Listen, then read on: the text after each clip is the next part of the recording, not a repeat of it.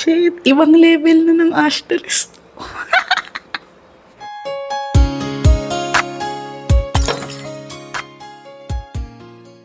Hello everyone, welcome to our JC Videos channel. So it's been a while, ang tagal nating walang video. And ngayon na makakapag-film na tayo, syempre uunahin natin ang ating pinakamamahal, ang Ash Dress. So meron silang performance, recording performance ng Minamahal, yung sarili nilang version, originally by Earl Agustin and Donna Pauline. So meron kasi silang upcoming movie this September 24, ang Minamahal, Isang Daang Bulaklak para kay Luna. So papanoorin na natin guys, and as usual, yung papakita nating video is cut na kasi nga makaka-copyright na naman tayo and iniiwasan natin yon. Pero yung ibang mga may reaction ako, lalagay natin dito sa video. So simulan natin. Sobrang excited ako guys kasi na-miss ko talaga yung Ash. Okay guys, so let's start. Here. Bulaklak.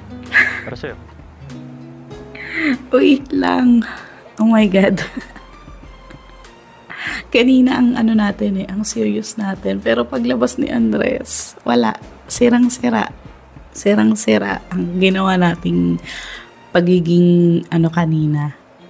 Ang tawag doon, shy type eme-eme. Bakit pati yung boses bagay?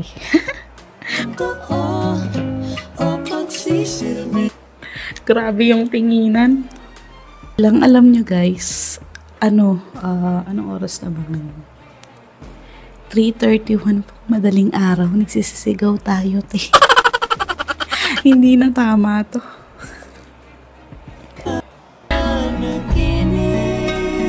Shit, ibang level na ng asterisk. May pagtabi na sa, ba? Demure ka, be. Kalma.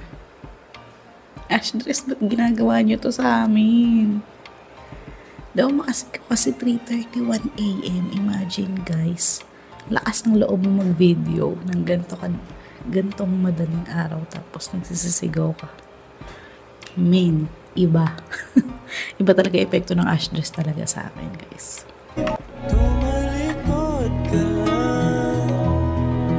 Ang sweet!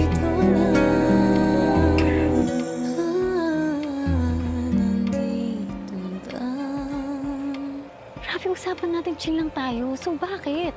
Because I love you. Oh! Teka guys, kakalma muna ako kasi yung ngiti ko hanggang lumalabas yung double chin. Triple chin natin. So, ang ganda, pati boses nila bagay, no?